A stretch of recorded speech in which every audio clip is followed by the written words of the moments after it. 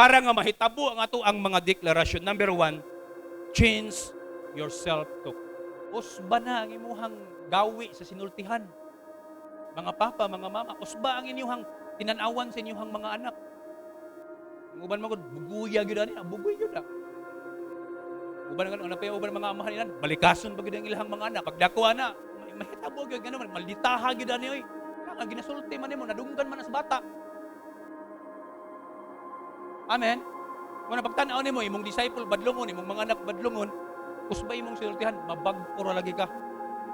Tapos wapay gapas sa imong ilong, mabag-o ra lagi ka. Ay, uyugay mo taban, mabag-o ra lagi ka. Pero ay nagpaabot nga na ni gapas sa imong ilong bago ba ka magbag-o.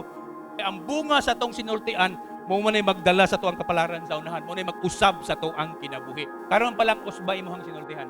Uyog sa mga tao kanang naasinso, matakdan lagi ka. Amen. Kuyog sa taong gipanalanginan, di mausab lagi ka. Kuyog sa tao nga parihas mong pananawon, di mausab lagi ka. Amen. Pero kuyugan nimo katong way pananawon, kuyugan nimo katong cross negatibo, sa kadugan nimong kuyog-kuyog, matakdan gyud ka. Amen. Pero bisag dili nimo kaya, pero ginakauban, ginakuyog nimo katong naay pananawon.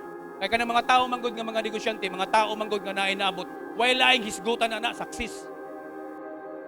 Amen. Mo na mosugot ka o dili matakdan gyud ka. Pero kuyog sa taong way trabaho di, wa puy trabaho. Amen. Pero kuyog ka sa mga taong gipanalanginan, way lain itudlo sa imo unsaon para i-bless ta, unsaon para gamiton ka sa Ginoo. Ang una nga himuon nato, usbon nato atong sinultihan.